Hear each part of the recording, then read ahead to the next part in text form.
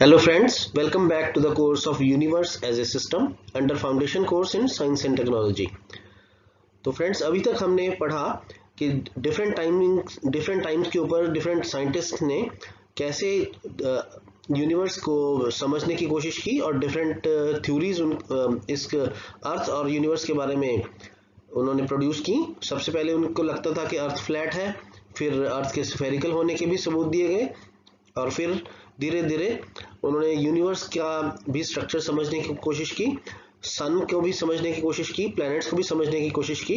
तो इस तरीके से हमने अभी तक पढ़ा है कि सन जो है वो सेंटर में है ऑफ द यूनिवर्स और या अपनी गैलेक्सी के, और अर्थ जो है उसके अराउंड मूव कर रही है, घूम रही है।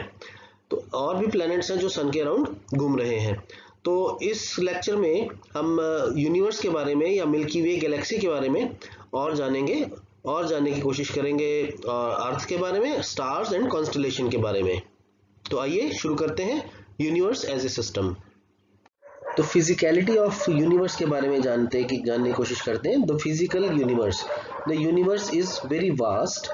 The earth we live on appears to be just a speck of dust circling a small star, that is sun, in a remote corner of an obscure galaxy.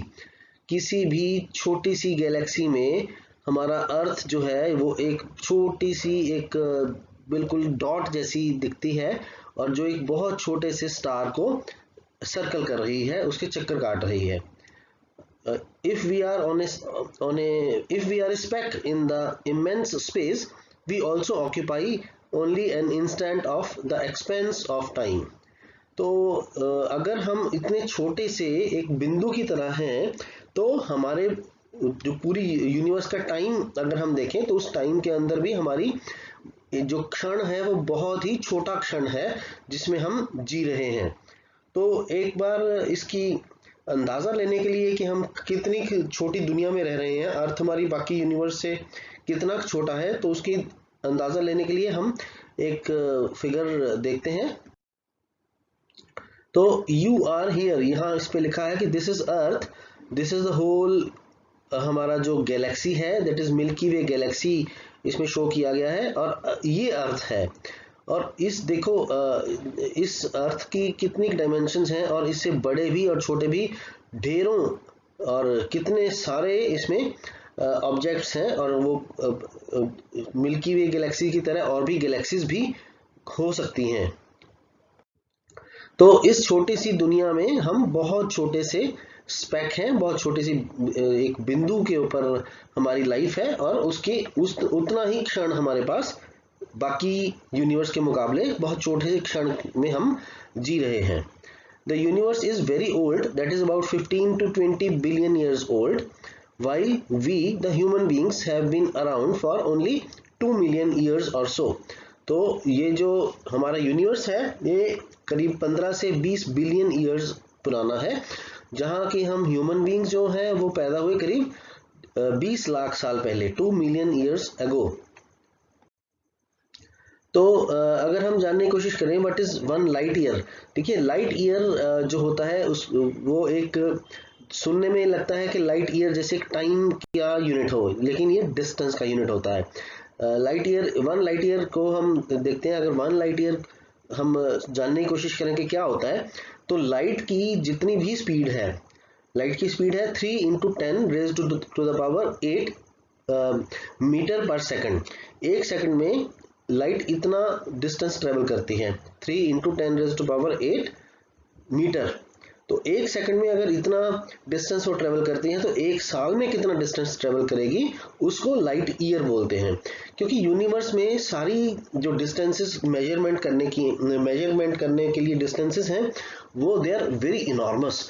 तो अगर उसको मीटर या किलोमीटर भी बहुत छोटे पड़ते हैं उनके लिए, तो इसलिए हमने एक लाइट ईयर यूनिट उसके लिए चूज किया कि जो इतने सारे बड़े बड़े डिस्टेंसेस हैं उनको मेजर करने के लिए एक appropriate unit light year scientist को ठीक लगा। तो इसलिए लाइट ईयर जो है एक बहुत कॉमनली यूज होता है to measure the distances between galaxies, planets and several other celestial bodies.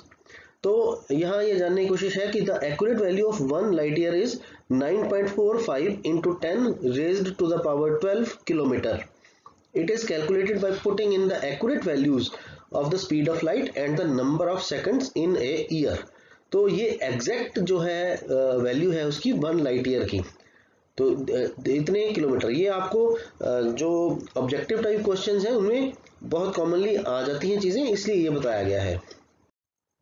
अगर हम अपने सोलर सिस्टम की बात करें, सोलर सिस्टम एक छोटा सिस्टम है in this universe called in this Galaxy called milky Way Galaxy. और मिल्की वे गैलेक्सी इटसेल्फ काफ़ी छोटी एक गैलेक्सी है पूरी यूनिवर्स के अंदर, जिसमें ढेरों सारी गैलेक्सीज और भी हैं।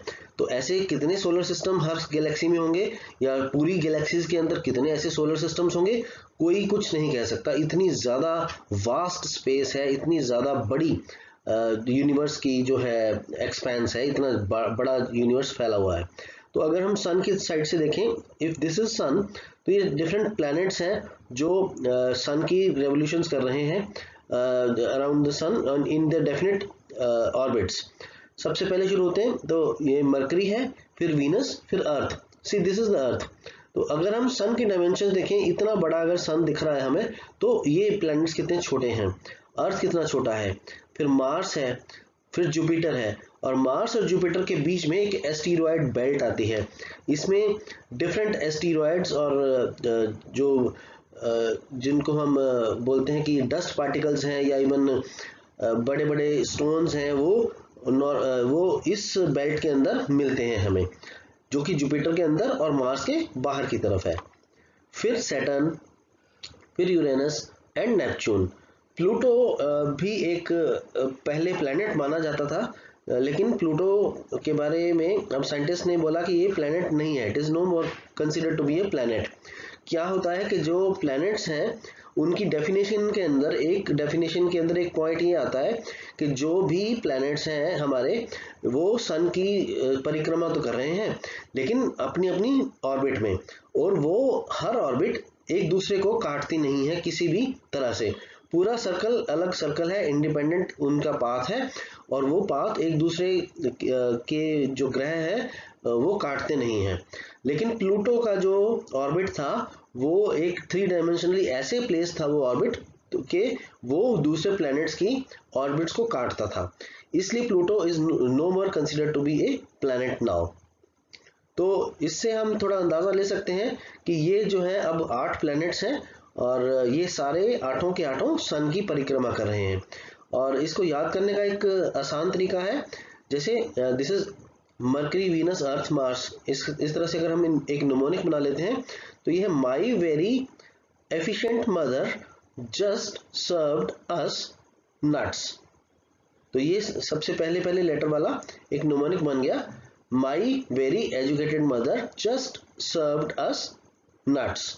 तो इस तरीके से हम ये प्लैनेट्स के सारे नाम इन ए सीरीज याद कर सकते हैं, क्योंकि ये प्लैनेट्स इसी तरह से ही प्लेस्ड हैं पूरे सोलर सिस्टम में।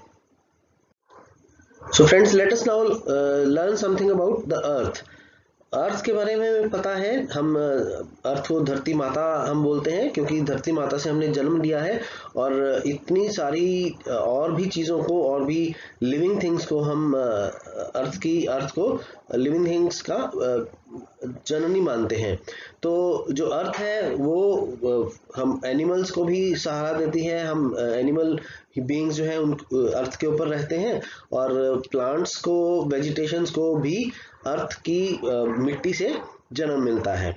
तो और ये सारे सोलर सिस्टम में अर्थ जो है बाकी प्लैनेट्स की तरह सन की परिक्रमा कर रही है, और मून है एक इसका जो एक सैटेलाइट है, नॉट प्लैनेट।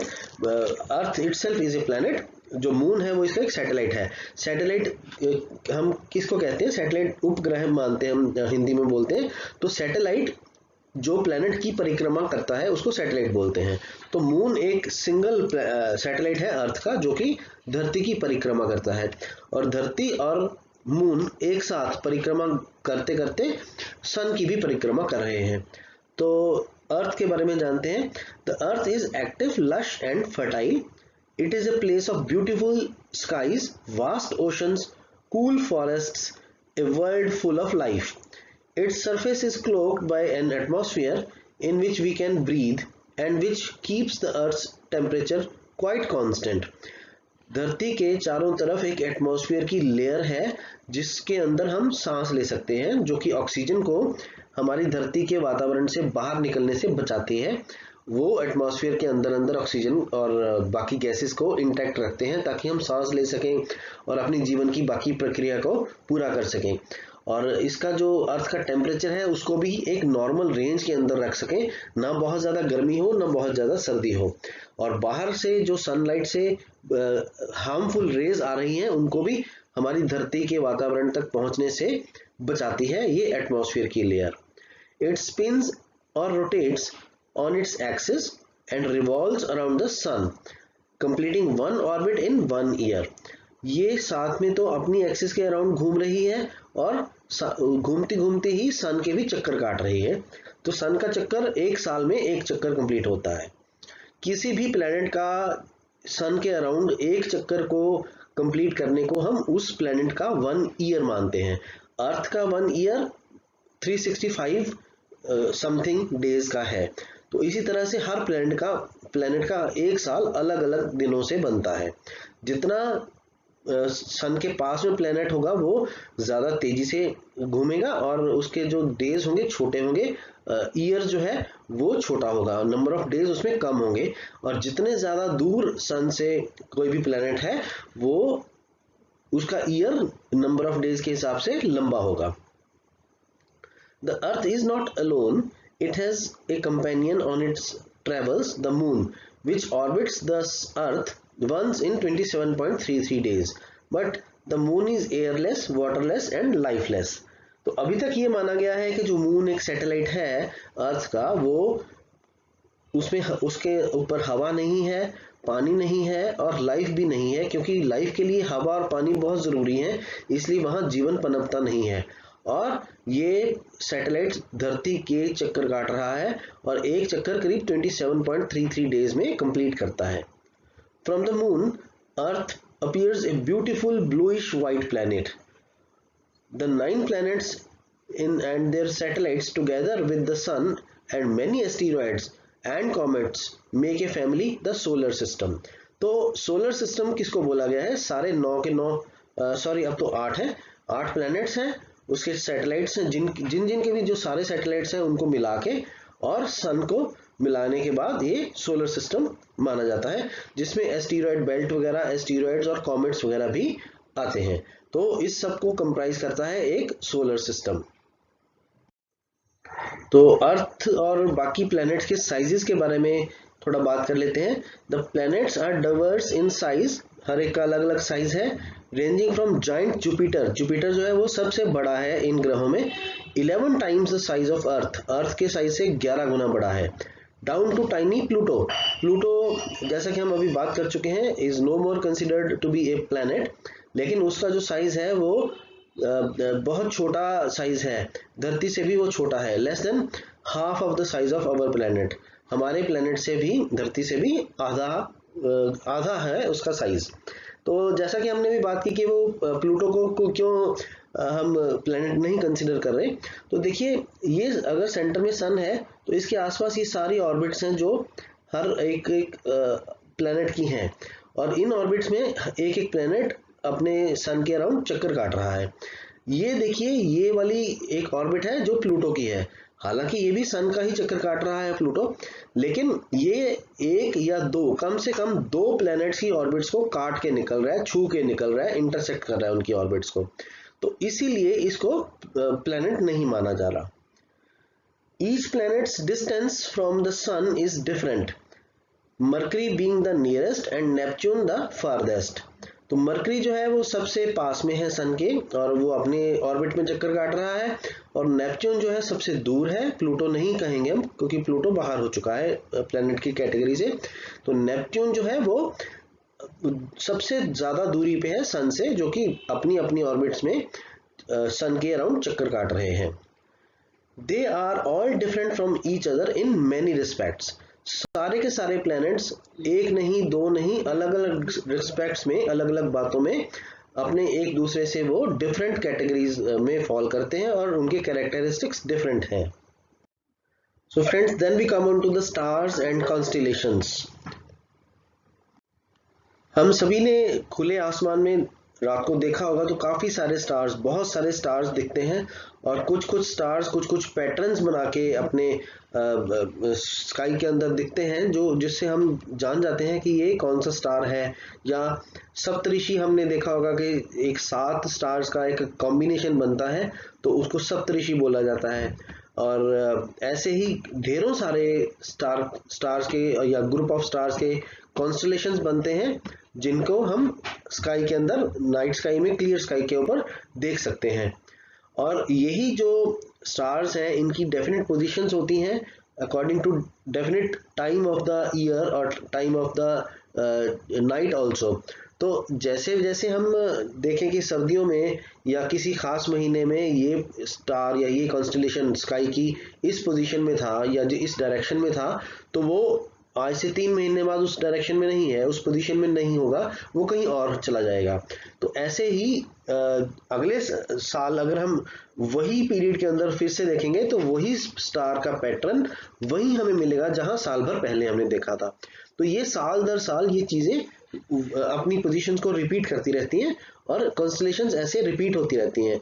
और इस तरीके से कहा जाता है कि स्टार्स और कॉन्स्टलेशंस स्काई के अंदर एक कैलेंडर प्रोवाइड करती हैं, जो एक कीन ऑब्जर्वर है उसको ये पता चल जाता है स्काई को देख के ही कि अगर उसने रिपीटेडली देखा हो बहुत सालों से कि हाँ अब ये साल का ये टाइम होगा, ये महीना होगा, और इस महीने में क्योंकि इस स्टार की इस पोजीशन में होता है और ये कॉन्स्टलेशन की इस डायरेक्शन में ये पोजीशन रहती है खास। तो इस तरीके से हम कह सकते हैं कि there is a well defined calendar in the earth which is made by the constellations and group of the stars in the sky. The sky is divided into these patterns of stars or star groups which are called constellations. A constellation is an arbitrary grouping of stars and it merely defines an area of the sky. All cosmic objects in a given region of the sky form a constellation. कितने भी cosmic objects हों, stars हो या even stars के अलावा भी कुछ चमकती हुई चीजें हैं जो अपनी पोजीशंस फिक्स रखती हैं, उनको उनके साथ जो भी बनता है, कोई पैटर्न बन गया, कोई शेप बनती है, तो उसको हम कॉन्स्टेलेशंस के रूप में स्टडी करते हैं। There are 88 constellations each having a definite boundary. 88 constellations हमने एक डिफाइन कर ली हैं आज तक, जिसकी हम डेफिनेट बाउंड्री भी ड्रॉ कर सकते हैं। Saptarishi, also known as the Big Dipper or the Plough, a part of bigger group of stars called the Great Bear or Ursa Major, is seen in the northern sky. We can see many different star patterns like the hunters, lion, the dog, the balance, etc. तो ये different constellations हैं जो पाई गई हैं हमारे star के sky के ऊपर, एक क्लियर स्काई में जो देखी जा सकती हैं। तो जैसा कि हम जानते हैं कि धरती पूरा एक स्फीयर है और उसके स्फीयर के ऊपर अगर हम देखें कि नॉर्दर्न हेमिस्फीयर और सदर्न हेमिस्फीयर, 2 हेमिस्फीयर्स बनते हैं, और उस अर्ध सर्कल को, अर्ध वृत्त को हम अगर देखें तो नॉर्दर्न हेमिस्फीयर के ऊपर जो भी सैटेलाइट, जो भी कॉन्स्टेलेशंस हमें दिखाई देती हैं, जो ग्रुप ऑफ स्टार्स हमें दिखाई देते हैं, वो इस डायग्राम में आप देख सकते हैं। और अगर हम उसी कॉन्स्टेलेशंस को सदर्न हेमिस्फीयर में देखें तो वो डिफरेंट कॉन्स्टेलेशंस हैं क्योंकि हर स्टार की पोजीशंस फिक्स्ड हैं। तो इसी तरीके से हम नॉर्दर्न और सदर्न हेमिस्फीयर्स के ऊपर जो भी कॉन्स्टेलेशंस हमें दिखाई देती हैं उनको अलग अलग तरीके से स्टडी करते हैं। तो जैसा कि हमने बात की कि ये कॉन्स्टलेशंस स्काई के अंदर ही एक पैटर्न बना के जो व्यूअर्स हैं उनको एक कैलेंडर की तरह पोजीशंस भी अपनी फिक्स रखने के बाद कैलेंडर की तरह प्रोवाइड करती हैं सारी इंफॉर्मेशन। तो उसी तरीके से और क्या क्या इस कॉन्स्टलेशंस के फायदे पाए गए हैं हम देखते हैं। The stars and the constellations help explorers and navigators. In the ancient times, they helped the sea-going ships by watching the position of the constellation with respect to the horizon night after night. The early sailors could determine the ship's latitude, and now the spacefaring ships find their bearings in space with the help of stars and constellations. तो पुराने ज़माने में जब GPS नहीं था या even magnetic compass का भी यूज़ बहुत ज़्यादा नहीं किया जाता था, क्योंकि नॉलेज कम थी या कई कई जगह पे इतना वो वैलिड नहीं था माना जाता, क्योंकि मैग्नेटिक कंपास को भी आते हुए काफ़ी टाइम लगा और फिर उस शिपिंग में काफ़ी मैग्नेटिक कंपास से भी डायरेक्शंस ढूंढने का सिलसिला शुरू हुआ। लेकिन ये एंशिएंट टाइम्स में जब कुछ भी अवेलेबल नहीं था, कुछ भी यूज़ नहीं किया जाता था ऐसी डायरेक्शंस ढूंढने के डिवाइसेस की तरह से, तो कॉन्स्टिलेशंस ही स्काई के ऊपर जो भी देखी जाती थी उनको देख के सेलर्स जो हैं वो शिप्स के डायरेक्शन ढूंढते थे और लैटिट्यूड का पता करके अपनी आगे का सफर तय करते थे। If we extend the line joining the last two stars of the Saptarishi called the pointers, we can see the pole star. It is the bright star situated in the north, almost on the Earth's rotation axis. So being a fixed star, it gives the actual position of the geographic north.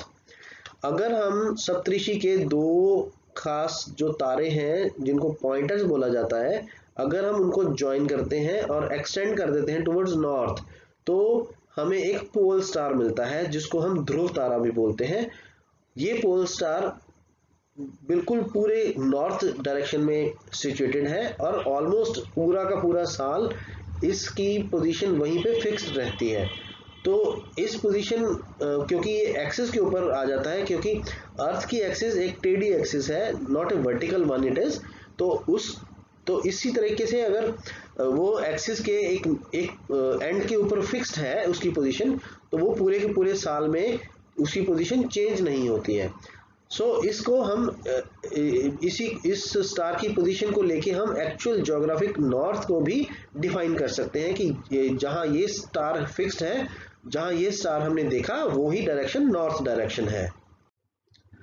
As the earth revolves around the sun, different constellations appear, disappear and reappear at different times of the year. Thus there are different constellations in different seasons. The motion of planets when viewed against these constellations appears as if planets were entering or leaving a constellation at a specific time of the year. Such movements of the planets and stars have also been put use into astrology to predict events in human lives. तो हमने जैसे जान ही लिया है कि जो constellations हैं या ग्रुप ऑफ स्टार्स हैं वो डिफरेंट सीजन्स में पूरे साल के अंदर डिफरेंट टाइमिंग्स में एक अपीयर होती हैं, कई डिसअपीयर भी होती हैं, कई फिर दोबारा से अपीयर होती हैं। तो साल दर साल इनका ये फिक्स्ड पीरियड के अंदर ये सिलसिला चलता रहता है और जो प्लैनेट्स हैं वो उनकी मूवमेंट्स भी हम इनसे कोरिलेट कर सकते हैं और प्लैनेट्स की मूवमेंट ऐसे लगती है कि जैसे वो इन कॉन्स्टिलेशंस के अंदर एंटर करते हैं एक खास टाइम पे या एग्जिट करते हैं एक खास किसी और टाइम पे। तो इस फैक्ट को एस्ट्रोलॉजी में, जिसको भारत में ज्योतिष बोला गया है, ज्योतिष में बहुत ज़्यादा यूज़ किया गया है कि उनको इस इवेंट्स को लेके एस्ट्रोलॉजी कैसे ह्यूमन लाइव्स को अफेक्ट कर सकती है उसकी स्टडी है। तो उसको ये सारे सेलेस्टियल मूवमेंट्स को लेके वो ह्यूमन लाइव्स को कैसे अफेक्ट करती हैं वो ज्योतिष के अंदर यूज किया गया है। Friends, then we come on to our own galaxy, the Milky Way galaxy. How the Milky Way galaxy is introduced to us, it is the white band stretched across the night sky is in fact a partial view of the Milky Way galaxy. सो जो white band stretch करता है across the sky, किसी भी clear night पे हम अगर देखें तो वो मिल्की वे गैलेक्सी है, बल्कि वो पूरी मिल्की वे गैलेक्सी भी नहीं है, ए पार्ट ऑफ इट है, क्योंकि हम धरती पे बैठ के अपनी पूरी मिल्की वे गैलेक्सी को तो देख भी नहीं पाते हैं, क्योंकि धरती की दूसरी साइड पे भी वो एक्सटेंड कर रही है जहाँ से हम नहीं देख पाते। Being inside the galaxy we can see it only in parts, we can not see the whole of it in one go the way we see the other galaxies. दूसरी गैलेक्सीज तो हम देख सकते हैं धरती के ऊपर बैठे, क्योंकि वो पूरी की पूरी हमें दिखाई दे जाएंगी, लेकिन एक ही पोजीशन पे बैठ के धरती के ऊपर हम पूरी अपनी गैलेक्सी को नहीं देख पाएंगे। Visualising the whole Milky Way galaxy and determining its shape has not been easy. By watching a large number of galaxies distributed in all directions in dozens of views as far as modern telescopes can see, scientists have been able to form a picture of what our galaxy must look like from outside. In this, they have also been helped by the observations about the stars in our galaxy, their distances and motion, etc. तो इस तरह से part by part milky Way Galaxy की जो shape है या extensions हैं उनको स्टडी कर करके एक फुल शेप मिल्की वे की डिफाइन की गई, और उसके बाद उसके अंदर जो भी कॉन्स्टेलेशंस बनती हैं, प्लैनेट्स की पोजीशंस है, वो कहाँ कौन कौन सा प्लैनेट किधर है, किस जगह में है, उसका सेंटर कहाँ है गैलेक्सी का, उसकी एक्सटेंशंस कहाँ हैं, वो सब डिफाइन की गई। तो चलिए आइए इन सब चीज़ों के बारे में भी जान लेते हैं। There is a great concentration of stars towards the center of the galaxy, which is located in the constellation of Sagittarius. Sagittarius एक constellation है that is situated towards the center of the Milky Way galaxy, और वहीं पे stars की ज़्यादा concentration भी मिलती है हमें देखने के लिए। The sun is situated on its remote outskirts. Sun जो है कंसिडर किया जाता था किसी टाइम पे कि हमारा जो सोलर सिस्टम है वो पूरा गैलेक्सी के सेंटर में है और सन हमारे सोलर सिस्टम के सेंटर में है, लेकिन जो सन है वो इस मिल्की वे गैलेक्सी की बहुत ज़्यादा बाहर, रिमोट, बहुत दूर आउटस्कर्ट्स पे है, और इसका सेंटर बहुत दूर है। मिल्की वे गैलेक्सी का सेंटर सन से बहुत दूर है, about 30,000 light years away from the centre. करीब करीब 30,000 लाइट ईयर्स अवे है सन सेंटर से। Note that when you see the portion of the Milky way in the sky near Sagittarius you would be looking towards the centre of the galaxy. तो जब हम Sagittarius वाले constellation को देखते हैं कभी भी, तो हम मिल्की वे गैलेक्सी के सेंटर की तरफ देख रहे होते हैं। When you observe the position near Orion you would be seeing the edge of the galaxy nearest the sun. Orion एक कॉन्स्टेलेशन है जो कि सन के बिल्कुल पास में है, और अगर हम ओरियन की तरफ देख रहे होते हैं तो हम सन की तरफ देख रहे होते हैं, और वही हमारी मिल्की वे गैलेक्सी का एक किनारा है। The galaxy is disc shaped. If we could see our galaxy from the top, we would get the face on view. If we could see it from the edge, we would get the edge on view. तो grossly दो views हमारी Galaxy के देखने को मिलते हैं, एक है एज ऑन व्यू और एक है फेस ऑन व्यू। जब हम सामने से देखते हैं तो फेस ऑन व्यू उसको बोला जाता है, और जब हम एक किनारे से देखते हैं तो that is edge on view. तो ये दोनों जो व्यूज हैं गैलेक्सीज के, हमने उनको एक पिक्चर कलेक्ट की है।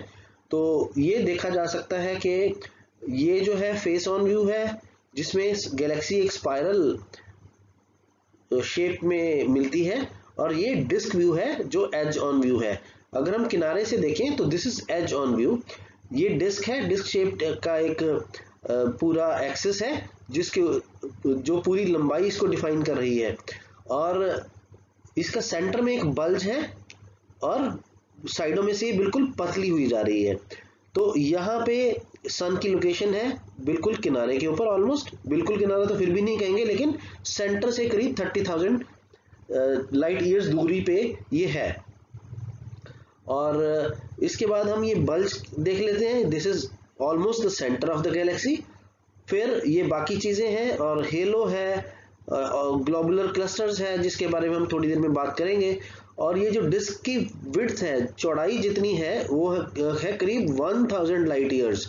तो इतनी ज़्यादा चौड़ी तो ये गैलेक्सी सिर्फ चौड़ाई जो है उसकी वो भी 1000 लाइट ईयर्स है, जो कि काफ़ी ज़्यादा होगी, हम ये कह सकते हैं। तो ये जो डायमीटर हम कहेंगे कि अगर हम इस तरह से देख लेते हैं, इसकी चौड़ाई, पूरी चौड़ाई कितनी है, diameter that is around 1 lakh light years. तो 1 लाख लाइट ईयर्स के करीब इसका जो डायमेंशंस हैं पूरी की पूरी चौड़ाई में। जब हम उसको फेस ऑन व्यू में देखते हैं। तो अगर हम बात करें कि अर्थ कहाँ पे सिचुएटेड है, तो अगर हमने देखा इस डायग्राम में कि सन यहाँ पे है, तो इस डायग्राम में भी बहुत ज़्यादा दूर तो अर्थ भी नहीं होगी, क्योंकि इस पूरा का पूरा सोलर सिस्टम ही इतनी स्पेस में समा जाएगा। तो ये अर्थ की पोजीशन है। इस तरफ देखें तो ये डिस्क शेप में यहाँ पे अर्थ की पोजीशन है, और जो अर्थ की एक्सिस ऑफ रोटेशन है ये रेड लाइन में शो की गई है। This is north south direction, ये अर्थ की रोटेशन की एक्सिस है। और इक्वेटर अर्थ का अगर बात करें हम, तो ये जो दूसरी रेड लाइन है क्रॉस कर रही है इस एक्सिस को, उसको इक्वेटर बोलते हैं। This is the equator of the sun. तो ये देखिएगा कि ये वर्टिकल एक्सिस कोई भी नहीं है, दोनों एंगल्ड है फ्रॉम द वर्टिकल और हॉरिजॉन्टल। और जो अर्थ घूम रही है वो इस एक्सिस, ये नॉर्थ साउथ एक्सिस है, इस एक्सिस के अराउंड घूम रही है ऐसे। तो ये जो टिल्टेड एक्सिस है ये अपने सारी चीज़ों को एक तरह से कॉम्प्लिकेट कर देती है, जो सारी चीज़ों को समझना है इतना आसान नहीं रहने देती। क्योंकि अगर एक वर्टिकल एक्सिस होती तो वो घूम रही थी और हमें पता चलता कि ये हॉरिजॉन्टल एक्सिस है जिसपे ऊपर ये घूम रही है, और जिसके अराउंड घूम रही है वो वर्टिकली सिचुएटेड है, तो हम इजीली सारी चीज़ों का, फिर भी रिलेटिवली इजी रहता हमें सारी चीज़ों का पता लगाना। लेकिन ये एक्सिस सीधी नहीं है, वर्टिकल नहीं है, ना ही हॉरिजॉन्टल है, एक एंगल पे है, इसलिए वो चीज़ों को काफ़ी ज़्यादा कॉम्प्लिकेट कर दे रही है। तो इस तरीके से हम ये देख सकते हैं कि this is face on view of the galaxy, this is edge on view of the galaxy, and this is galaxy's apparent shape, कि जो ये सर्कुलर है, इलोंगेटेड है, उसके अंदर ये अर्थ है, उसके ऊपर ये हमने एक एक्सिस जो है वो यहाँ भी दिखाई गई है कि अर्थ की रोटेशन की ये एक्सिस नॉर्थ साउथ एक्सिस है, और ये जो अर्थ के अराउंड, अर्थ इसके अराउंड रोटेट कर रही है। तो ग्रॉसली ये आपके एक आइडिया के लिए है कि ये डिस्क शेप कैसे है वो, और सेंटर से वो बल्ब कैसे है, और ये स्पाइरल शेप गैलेक्सी में कैसे नजर आता है। So in the edge-on view, our galaxy consists of two basic parts, the disk and the halo. The disk consists of stars as well as clouds of gases and dust called nebulae. Nebulae plural के लिए use किया जाता है, nebula is for single. अगर एक nebula हम देखेंगे तो उसको नेबुला बोलेंगे, अगर एक से ज्यादा प्लूरल होगा वो तो नेबुली होगा। तो जो नेबुला होता है वो किससे बना होता है, स्टार्स में, स्टार्स उसके अंदर होते हैं, और गैस के क्लाउड्स हैं और डस्ट है, इन सबको मिला के एक जो ग्रुप बन जाता है ऑफ गैसेस एंड कलेक्शन बन जाती है, उसको नेबुला बोला जाता है। It has a diameter of 1 lakh light years and A thickness of about 1000 light years. This collection of gas and star rotates about the center, also known as the nucleus of the galaxy, which with each part moving at different speeds. इन सबकी speeds different हैं including nucleus, और सारा कुछ system जो move कर रहा है कोई भी एक ही स्पीड पे, सेम स्पीड पे नहीं कर रहा, सबकी अलग अलग स्पीड्स हैं। The solar system at a distance of about 30,000 light years from the center in the outskirts of the galaxy also revolves. पूरा का पूरा सोलर सिस्टम भी न्यूक्लियस के अराउंड रिवॉल्व कर रहा है। Moving at a speed of 250 kilometre पर second, it takes रफली 200 million years to complete one revolution around the centre of the Galaxy.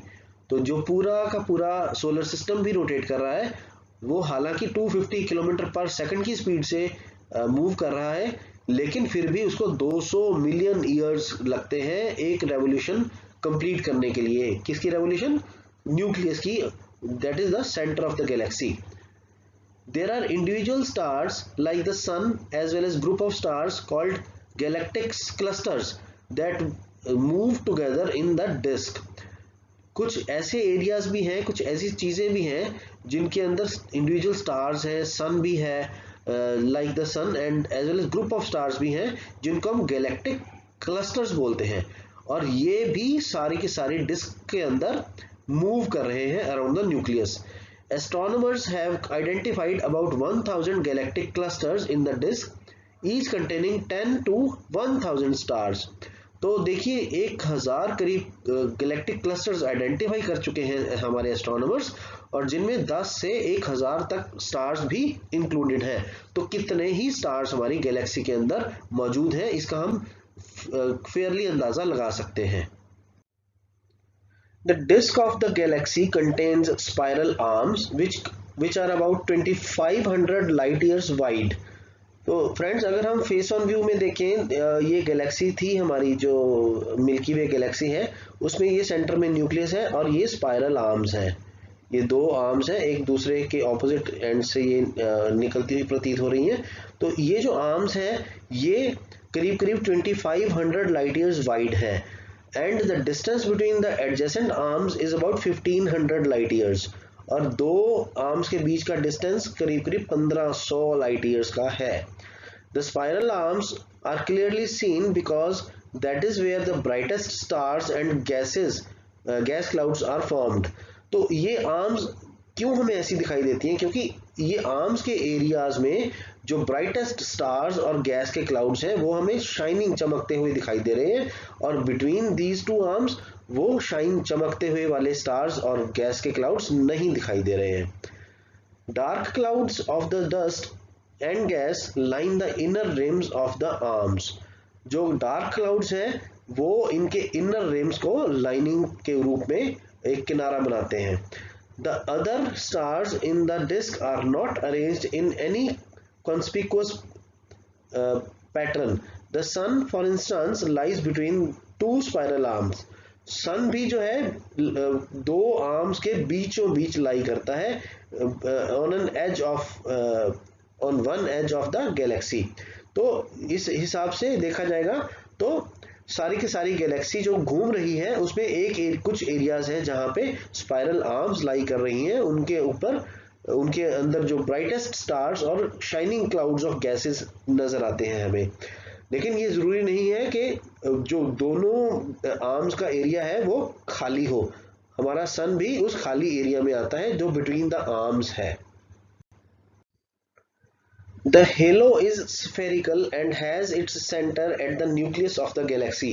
जो हमने न्यूक्लियस देखा, शाइनिंग पार्ट था in the centre of the Galaxy, उसके अराउंड जो illuminated part था उसको हेलो बोलते हैं, और उस हेलो का भी सेंटर जो है न्यूक्लियस के सेंटर के ऊपर कोइंसाइड कर रहा हो, जैसे ऐसा प्रतीत होता है। The central region of the halo consists of a vast concentration of stars that form the nuclear bulge of the disk. और इस न्यूक्लियर बल्ज के अंदर भी जो स्टार्स हैं वो बहुत ज़्यादा कंसंट्रेशन में प्रेजेंट है। Elsewhere the halo consists of very little gas and widely separated stars and about 120 globular clusters. इसके बाहर या इस सेंटर के एरिया के अलग से जो जगह है वो उसके अंदर छोटे छोटे स्टार्स हैं, छोटी छोटी गैस के क्लाउड्स हैं, और जो वो स्टार्स हैं वो widely separated from one another हैं और वो इतनी ज़्यादा इल्यूमिनेटेड नहीं दिखाई देते। और जो ये सेपरेटेड स्टार्स हैं उनको हम ग्लोबुलर क्लस्टर्स बोलते हैं, और करीब करीब 120 ग्लोबुलर क्लस्टर्स सिर्फ न्यूक्लियर एरिया के अंदर दिखाई देते हैं। The globular clusters are compact spherical systems, each containing any number of stars from 10,000 to several millions. Globular cluster जो है 120 करीब ग्लोबुलर क्लस्टर्स हमने आइडेंटिफाई कर दिए हैं, वो कॉम्पैक्ट हैं, स्फेरिकल सिस्टम्स के अंदर लाई कर रहे हैं, और उनमें से हर एक के अंदर इतने ज़्यादा स्टार्स हैं जो कि रेंज करते हैं from 10,000 to several millions. It is observed that the halo or the spherical component of the galaxy does not rotate with the disk. जो स्फेरिकल कंपोनेंट है, सेंटर है, हेलो है, वो डिस्क के साथ साथ घूम नहीं रहा, वो स्टेबल है on its own axis. From a study of the distribution of globular clusters we may conclude that the sun can not be at the centre of the galaxy. तो ये सब जो स्टडी हुई, ग्लोबुलर क्लस्टर्स हमने find किए, distribution उनकी देखी globular clusters की, इनसे भी ये पता चलता है कि जो सन है, हमारा सोलर सिस्टम है, वो हमारी गैलेक्सी के सेंटर में नहीं है बल्कि एक किनारे पे है। Because if it were so the globular clusters would have also been distributed around the sun. Actually they are not, and hence the sun is not at the center of the Milky Way galaxy. The center of the galaxy is in fact the center of the distribution of these globular clusters. तो इसीलिए हम कहते हैं कि अगर सन centre में होता तो ये ग्लोबुलर क्लस्टर्स भी सन के आसपास डिस्ट्रीब्यूटेड मिलते हैं हमें, लेकिन सन के आसपास तो ये नहीं मिलते हैं हमें। इसलिए हमने इसको कंक्लूड किया इस वजह से कि जो सन है वो एक किनारे पे है मिल्की वे गैलेक्सी के, और मिल्की वे गैलेक्सी के सेंटर में ये ग्लोबुलर क्लस्टर्स हमें देखने को मिलते हैं, और जहाँ पे सेंटर में इसकी डिस्ट्रीब्यूशन जो है वो डेंस है, सबसे ज़्यादा हमें वहीं पे ये दिखाई देते हैं। तो दोस्तों ये था मिल्की वे गैलेक्सी के बारे में कुछ नॉलेज, और हम यूनिवर्स एज ए सिस्टम को कंटिन्यू करेंगे इन द नेक्स्ट लेक्चर।